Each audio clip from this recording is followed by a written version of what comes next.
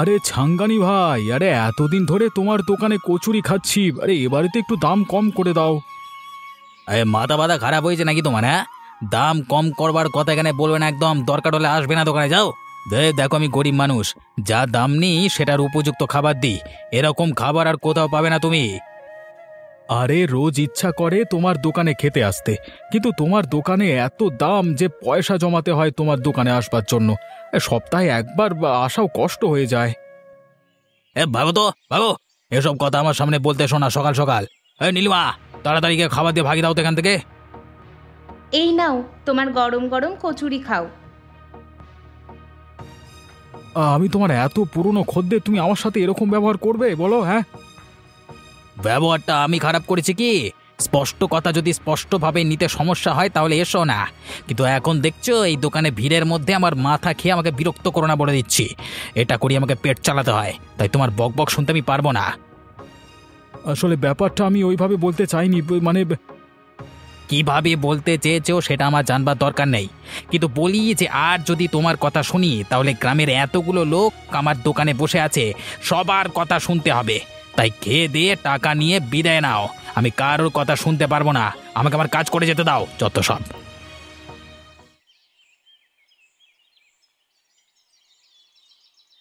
কি হলো গো, সকালবেলা কচুরি খেয়ে এসে মুখ ফুলিয়ে বসে আছো কেন? আজকাল যে বড্ড দেমাগ হয়ে গেছে ছাঙ্গানির, বুঝলে? কেন, কি হয়েছে? তোমার সাথে ঝামেলা হয়েছে নাকি?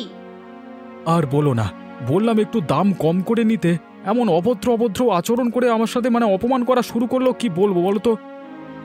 কি আর করবে বলো তুমি, ওই লোকটাই তো ওরকম। আরে দাম নেবে দ্বিগুণ, আবার কথাও শোনাবে। আমরা কি ওর খ্যাঁচ খ্যাঁচ শোনবার জন্যই ওর কাছে যাই নাকি? সেটা অবশ্য ঠিক, কিন্তু কি আর করবে বলো, ও তো বলে যে সব থেকে ভালো খাবার নাকি ওই দেয়। এই গ্রামের মধ্যে একমাত্র ওর দোকানটাই আছে। ওরকম যদি আমার থাকতো না, আমিও দেখিয়ে দিতাম ওরকম বড় বড় লেকচার, তখন আমিও দিতে পারতাম, বুঝলে? ঠিক বলেছ, গ্রামের সবাই কষ্ট করে হলেও টাকা জমিয়ে ওর কাছে যায় বলেই ওর মুখ থেকে অত কথা বের হয়। জানে যে যাওয়ার মতো আর কোনো জায়গা নেই, খেতে হলে ওর কাছেই যেতে হবে, তাই অত দরদ। একদিন ওর দর ভাঙবে, দাঁড়াও, সবার দিন আসে, একদিন আমাদেরও দিন আসবে। সেদিন যদি ওই ছাঙ্গানি আমাদের পায়ে এসে না পড়ে, তাহলে আমি কি কথা বলছি তুমি মিলিয়ে নিও। সেটা যদি হয় তাহলে তো আমার থেকে বেশি খুশি আর কেউ হবে না গো। আমার রক্ত গরম হয়ে গেছে, সেটা আমি করিয়েই ছাড়বো, তুমি দেখে নিও। সত্যি, ওর মুখের ব্যবহারটা যদি একটু ভালো হতো তাহলে নয় হতো। আমি বুঝে গেছি, এমনি গরু গাছে উঠবে না, গরুকে গাছে তোলবার ব্যবস্থা করতে হবে। আজ যে দোকানে তোমার সাথে গোপালের ঝগড়া হলো, সেটা তো না করলেও পারতে গো। মানুষের সাথে একটু বুঝিয়ে শুনিয়ে কথা বললেই হয়। বুঝিয়ে সুজিয়ে আবার কি কথা বলবো বলো তো? ওরা কি জানে না যে আমি একটু বেশি টাকা নিলেও সারা দুনিয়ায় সব থেকে ভালো খাবার আমি খাওয়াই? এই খাবার যদি কেউ সারা জীবন খেয়ে যায় তার কোনোদিন শরীর খারাপ হবে না। এতদিনে যদি ওরা এটা বুঝতে না পারি তাহলে আমার আর কিছু বলবার নেই। তারপরেও তো সবাই একটু কম দামেই খোঁজে। এটাই মানুষের স্বভাব। মানুষের স্বভাব হচ্ছে সস্তায় পচা খাবার খেয়ে হাসপাতালে গিয়ে ভর্তি হওয়া আর বাঁচানো টাকাগুলো হসপিটাল দিয়ে আসা, বুঝলে? কিন্তু তুমি তো সেটা বদলাতে পারবে না। আমি বদলাতে পারবো না, ঠিক আছে, কিন্তু আমি নিজের ব্যবসাটা নিজের মতো করে চালাতে পারবো। আজকে গোপাল রাগ করেছে, কালকে যদি অন্য কেউ রাগ করে তখন কি হবে? মানুষের রাগের কথা ভেবে যদি চলি তাহলে আমি নিজের ভালো মাল বজায় রাখতে পারবো না। ওদের কথা অনুযায়ী দাম কম করতে করতে আমাকে খারাপ মাল বেচা শুরু করতে হবে, আর সেটা আমি কখনোই চাই না। যাই হোক, এই দোকানটার ভরসাতেই এখন আমাদের ভালোই চলছে। ভালোই চলবে। লোককে আমি ভালো খাওয়াবো, ভালো টাকা নেব এবং ভালো করে জীবন কাটাবো, তাতে আমার জীবনও ভালো কাটবে আর যারা খাবে তাদের জীবনও ভালো কাটবে। হ্যাঁ হ্যাঁ, সেটাই ভালো।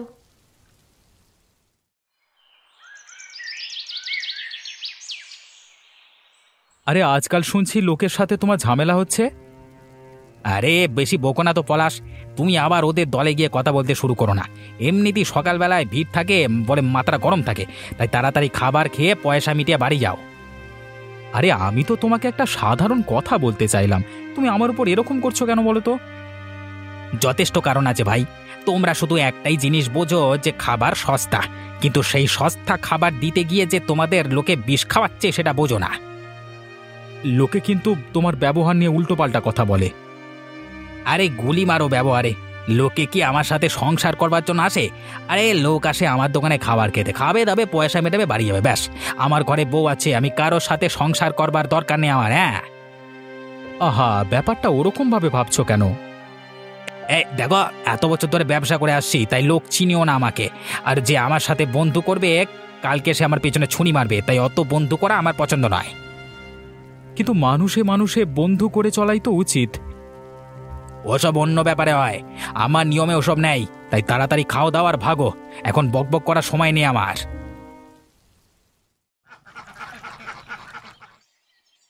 কি হয়েছে গোপালদা, এরকম মুখ ভার করে বসে আছো কেন? আরে ওই কচুরিওয়ালার স্বভাব আর নেওয়া যাচ্ছে না। আরে সত্যি মাইরি, কি আর করা যায় বলতো? একটা বুদ্ধি দাও দেখি। শোনো, একটা কথা ভালো করে বলছি তোমাকে, ওর এত দেমাগ কারণ ওর কাছে এত লোক যায় বলে, কিন্তু সবাই ভেতরে ভেতরে ওর খারাপ ব্যবহারের জন্য রেগে আছে। তাই আমি তোমাকে বলছি, ওর দোকানের ঠিক উল্টো দিকে তুমি একটা দোকান দাও এবং তুমি মানুষের সাথে খুব ভালো ব্যবহার করো।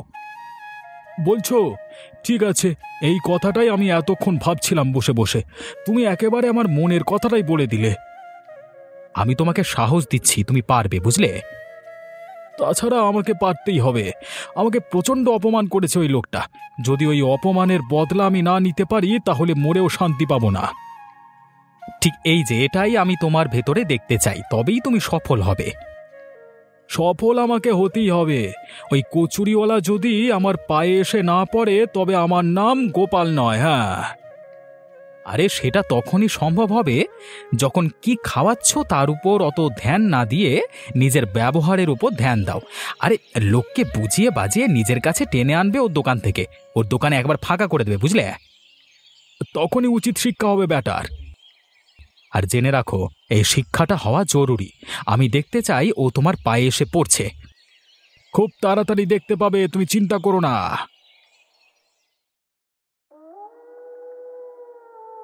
আমি তোমাকে যে কথাটা সেদিন বলতে চাইছিলাম এবং যে কথাটা আমি এতদিন ভাবছিলাম, সেই কথাটাই আজকে আমাকে বলল পলাশ। কি বললো তোমাকে? আমাকে ছাঙ্গানির দোকানের উল্টো দিকে আমাদের নিজেদের একটা দোকান খুলতে বলেছে, আর লোকের সাথে ব্যবহার ভালো করে সমস্ত খদ্দের আমাদের দোকানের দিকে নিয়ে নিতে বলেছে। তাহলে আমরা হয়ে উঠব ওই অঞ্চলের সবথেকে বড় কচুরি বিক্রেতা। কিন্তু আমরা পারবো বলে তোমার মনে হয়? আমার কাছে এমন কিছু বুদ্ধি রয়েছে যে রাতারাতি আমরা বড় লোক হয়ে যাব। ওরা এতদিন ব্যবসা করে যা টাকা কামিয়েছে, আমরা তার থেকে অল্প সময়ের মধ্যেই অনেক টাকা করে নিতে পারবো। তবে ওদেরও কিন্তু অবস্থা খুব ভালো। একবার দেখেছো ওদের বাড়িখানা? ওটা দেখেই তো হিংসায় আমার গা জ্বালা করে। খদ্দেরকে গালাগালিও দেবে, আবার খদ্দেরের পয়সায় বাড়ি বানাবে। সেটা তো হতে পারে না। আমি যতক্ষণ বেঁচে আছি ততক্ষণ সেটা হতে দেব না। তাহলে লেগে পড়া যাক কাজে।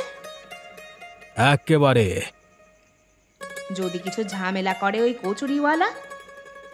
ঝামেলা করতেই পারে, তবে আমরা ওর কোনো কথায় কান দেব না। তার কারণ জায়গা আমাদের, আর ব্যবসা যে কেউ করতে পারে। ওর বাপের টাকায় ওর বাপের কেনা ব্যবসা করছি না। নিজেদের দমে যখন ব্যবসা করব তখন ওর বলবার কোনো অধিকার নেই। ঠিক আছে, চলো কাল থেকেই লেগে পড়া যাক। এমনিতে বর্ষার দিন আসছে, সস্তায় আর ভালো ব্যবহার পেলে লোকে আনন্দ করে কচুরি খাবে। তাহলে দেখবে গ্রামের সব লোকেরা এবার থেকে আমাদের দোকানে ভিড় করা শুরু করবে। সেটা হতেই হবে, আমি সেই চেষ্টা করেই ছাড়বো। এই তোমরা এখানে কি করছো? এই তোমরা এখানে নতুন দোকান কিসের বানাচ্ছ? হ্যাঁ, কেন, তোমার বাবার জায়গাতে তো বানাতে আসছি না ভাই। আর যখন তোমার বাবার জায়গায় বানাতে আসছি না তখন তোমার এত জ্বালা কিসের? আমার দোকান এখানে এতদিন ধরে আছে আর তুমি হুট করে একটা দোকান খুলে ফেলবে? জিজ্ঞেস করবে না কিসের দোকান খুলছি? আমরা কচুরির দোকান খুলছি। এবার থেকে চোখে চোখ রেখে ব্যবসা করব আমরা। দেখব কার দোকান থেকে বেশি বিক্রি হয়। দেখো ভাই, আমি ব্যবসাটা করি যতটা নিজের পয়সা কামানোর জন্য, তার থেকে বেশি মানুষের ভালো করবার জন্য। তুমি ব্যবসা করো, আমার কোনো আপত্তি নেই, কিন্তু কোনো খারাপ জিনিস খাইয়ে যেন লোকের শরীর খারাপ করে দিও না। আমার সাথে লড়াই করবার চক্করে, বুঝলে? সেসব জ্ঞান আমাকে দিতে আসতে হবে না। একদম ঠিক কথা। আমরা আমাদের ব্যবসা কিভাবে চালাবো সেটা আমাদের ব্যাপার। নিজে তো এতদিন ব্যবসা চালাচ্ছ, চালাও না নিজের ব্যবসা নিজের মতো করে। কেন, ভয় লাগছে নাকি আমরা দোকান খুললে তোমাদের ব্যবসা মার খাবে বলে? আমি কোনোদিন কারোর সাথে প্রতিযোগিতা করে দোকানদারি করিনি আর করবও না। শুধু একটাই কথা, যে আমি যেমন দোকান চালাচ্ছি চালিয়ে যাব। যদি আমার কাজে একটুও বাধা আসে, তখন তোমাদের অবস্থা কি করব সেটা তোমরাও জানো না। হ্যাঁ, আগে আমাদের দোকান খোলার পর নিজের অবস্থাটা কোথায় যায় সেটা দেখো। দেখো, তোমাকে বলেছিলাম যে ভালো ব্যবহার করো লোকের সাথে, এখন হলো তো? কি হয়েছে শুনি? এই দুদিন আগে পর্যন্ত আমাদের দোকান ভর্তি থাকতো এই সময়, আর আজ দোকান ভর্তি ওই গোপালে। দুদিন ব্যবসা করতে এসেই দোকান একেবারে ভরিয়ে ফেলেছে। আরে থামো তো, তুমি কি ভাবছো লোকে বোকা? লোক কিছু বোঝে না। বাইরের সবাই তোমার ব্যবহার নিয়ে খারাপ কথা বলে, আর দেখো ওরা কত ভালো ব্যবহার করে লোকেদের বিক্রি করছে। যে বিষ বিক্রি করে সেও ভালো ব্যবহার করে, তাহলে কি আমাদের বিষ কিনে খাওয়া উচিত? কিন্তু লোকে তো বুঝবে না সেটা। তুমি একটু ধৈর্য ধরো, দেখো আমাদের দিন ফিরবেই। তুমি যে কি করে আমাকে ধৈর্য ধরতে বলছো বুঝতে পারছি না। আরে লোকেদের এত ভালো ভালো খাবার খাইয়ে এখন তাদের শরীর ভালো করে দিয়েছি। যখনই ওরা ওই পচা তেলের পচা খাবার খাবে, তখনই শরীর খারাপ করবে। আর ঠিক সেই সময় মনে পড়বে এই ছাঙ্গানিকে। হ্যাঁ, ভেবে দেখো তোমার কথা সত্যি হয় কিনা। তবে আমার তো বিশ্বাস হচ্ছে না এক ফোঁটাও। তোমার আমার উপরে বিশ্বাস আছে তো? একমাত্র তোমার ওপরেই আমি চোখ বন্ধ করে বিশ্বাস করতে পারি।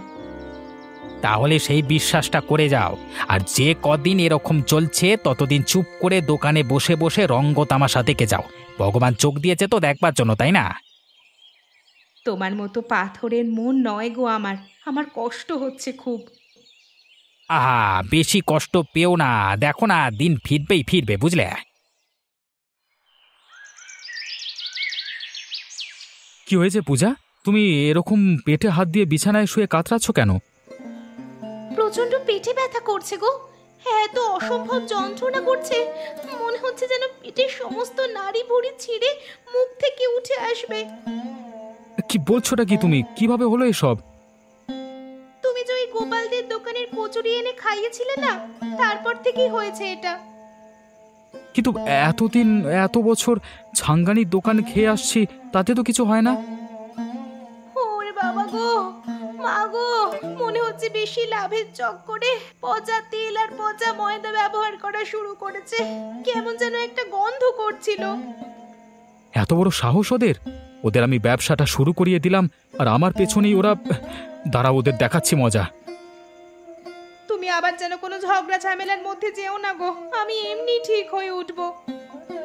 ওদেরকে বুঝিয়ে দিতে হবে যেটা করছে সেটা ঠিক করেনি। তার জন্য তুমি কি করবে? কালকে একবার হরিপদ বাবুর কাছে যাব। হরিপদ বাবুর অনেক ক্ষমতা, দেখা যাক কিছু উপায় করতে পারি কিনা। সেটাই ভালো, বড় কারোর একটা সাহায্য নাও, তাহলে কিছু একটা উপায় হতে পারে। হরিপদ বাবু যে এমনিতে ওদের উপর রেগে থাকেন সেটা আমি জানি, সুতরাং আমাকে সাহায্য করবেন বলেই তো মনে হয়। বেশ ভালো কথা, একবার গিয়ে দেখো কি করতে পারো। আর গ্রামেও একবার খোঁজ নিয়ে দেখো আর কারো শরীর খারাপ হয়েছে কিনা। আমার সন্দেহ হচ্ছে যে সেটাই হয়েছে, এবং সেটার ফল ওদেরকে ভুগতে হবে।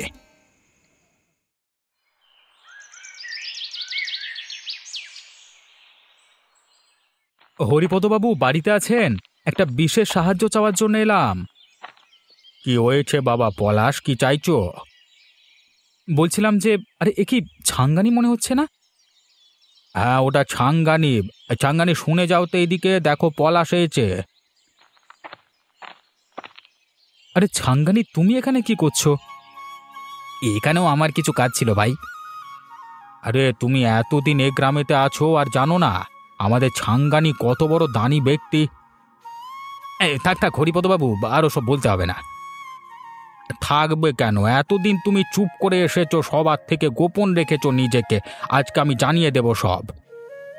আমাকে একটু খুলে বলুন তো। আর তোমরা সবাই জানো যে গ্রামে আমি একটা অনাথ আশ্রম চালাই, কিন্তু এই অনাথ আশ্রমের পেছনে টাকা কোথা থেকে আসে সেটা জানো না। সেটা আসে তোমাদেরকে একটু বেশি দামে কচুরি বিক্রি করবার টাকা থাকে। তা আসলে ছাঙ্গানি তোমাদের ভালো খাবার খাওয়ায়, আর সেটার বিনিময়ে যে অর্থ পায় সেটা এখানে দান করে দেয়। কি বলছেন কি আপনি? আমাকে ক্ষমা করে দাও ছাঙ্গানি, আমি তোমাকে চিনতে পারিনি। সত্যি তোমার এই দান ধ্যানের চরিত্র আমার কাছে অজানা ছিল। আরে ঠিক আছে ঠিক আছে, অত ক্ষমা চাওয়ার কিছু নেই ভাই। এবার তুমি বলো তো তুমি কেন এসো? আসলে ওই গোপালের দোকানে ওর ভালো ব্যবহারের জন্য ওর সস্তা কচুরি খেয়ে গ্রামশুদ্ধ লোক এবং আমার বউয়ের শরীর খারাপ হয়েছে। এর কিছু একটা বিহিত করতে হবে আপনাকে। জানতাম এটাই হবে। এখন আমি আর কি করব বলো? তোমরা আলোচনা করে নাও বাকিটা কি করবে। ঠিক আছে পলাশ, তুমি যাও, আমি ভেবে চিন্তে কিছু একটা ব্যবস্থা করছি।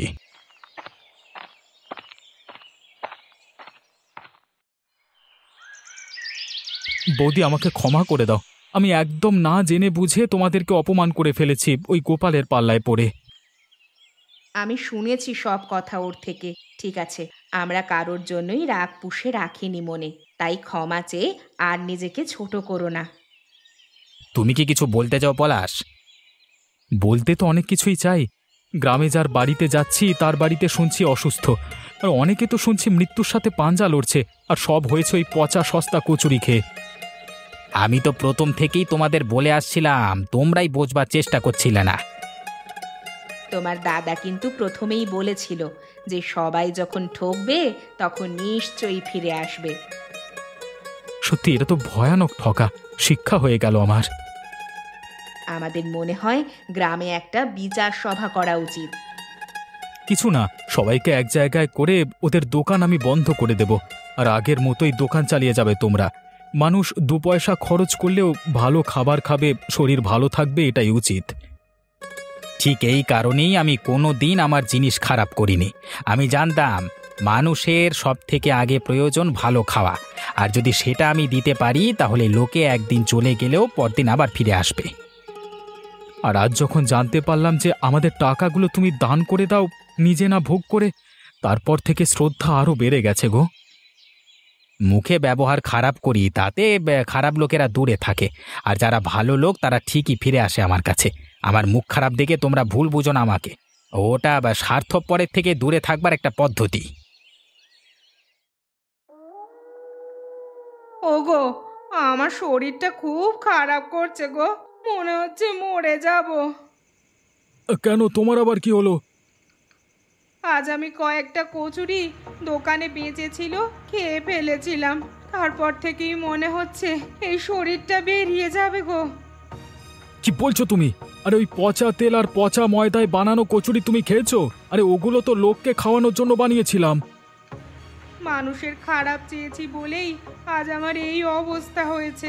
একটু টাকা পয়সার জন্য লোক ঠকাতে গিয়ে আজ আমি নিজেই ঠকে বসে আছি গো। আমি এখন বুঝতে পারছি যে নিজের ভালো করবার জন্য কাউকে ঠকানো উচিত নয়। আমার একটা কথা মনে হচ্ছে খুব। কি কথা? যখন এত কষ্ট পাচ্ছি তখন শুধু মনে হচ্ছে যে খাবারের গুণমানটা ভালো হওয়া দরকার। সেই গুণমান যদি ভালো থাকতো গো, তাহলে এই কষ্ট পেতে হতো না। তাই আমরা যখন অপরাধ করেছি আমাদেরই উচিত দোকানটা বন্ধ করে দেওয়া। সত্যি ওই ছাঙ্গানির কাছে আমরা হেরে গেছি। ওর কাছে যতটা না হেরেছি, ওর সততার কাছে বেশি হেরেছি। কাল গিয়ে তুমি ওর কাছে ক্ষমা চেয়ে নিও গো, না হলে আমার শরীর যে কিছুতেই ভালো হবে না। আমি যে না হলে মরে যাব। তুমি একদম উল্টোপাল্টা কথা বলো না তো। সামান্য শরীর খারাপ, কালকে সকালে ঠিক হয়ে যাবে, আর কালকে সকালে তুমিও যাবে আমার সাথে। ঠিক আছে, যদি সুস্থ হয়ে উঠতে পারি একটু যাব।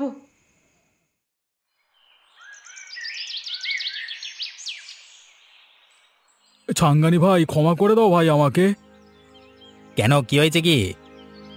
এই হচ্ছে আমার বউ লতা, কালকে আমাদের নিজেদের দোকানের জিনিস নিজেরা খেয়ে শরীর খারাপ করে ফেলেছে। এবারে ভেবে দেখো তো, যদি অন্য কেউ এই খাবার খায় তাহলে কি অবস্থা হবে। হবে নয় হচ্ছে, এবং তোমরা যদি এইভাবেই দোকান চালিয়ে যাও তাহলে গ্রামের লোকেরা হয়তো তোমাদের মারধর করে দোকান তুলে দেবে, এই পরিকল্পনাও করে ফেলেছে। আমাদের মারা উচিত বলি আমার মনে হয়, তবে তার আগে এই দোকান আমরা নিজে থেকেই বন্ধ করে দেব। তোমাদের কাছে অপরাধ করেছিলাম ভাই নীলিমা, নিজে বড় হতে চেয়ে তোমাদেরকে ছোট করেছিলাম, তার ফল আমি কাল থেকে পাচ্ছি গো। ভয়ানক শরীর খারাপ আমার। ঠিক হয়ে যাবে তোমরা, ঠিক হয়ে যাবে। তবে একটাই কথা বলবো, মানুষকে ঠকানোর ব্যবসা করো না। এই যে শিক্ষে হলো, এরপর থেকে সব ঠকানোর কারবার বন্ধ। সেটাই ভালো। আর আমাদেরকেও যেন খারাপ বুঝো না। দুদিন হলেও ব্যবসা করতে এসে বুঝেছি যে ছাঙ্গানি ভাইয়ের ব্যবহারটাই সঠিক। তাই তোমাদের প্রতি আমাদের তো কোনো রাগ নেই, উল্টে আমাদেরকে ক্ষমা করে দিও। আর তোমরা আগের মতো ব্যবসা চালিয়ে যেও, আমরা আনন্দ করে আসবো তোমাদের দোকানে খাবার খেতে। হ্যাঁ, দেখলে তো, বলেছিলাম না আমার কথাই মিলে গেল তো। আবার দেখো, সবাই ফিরে এসেছে আমার দোকানে।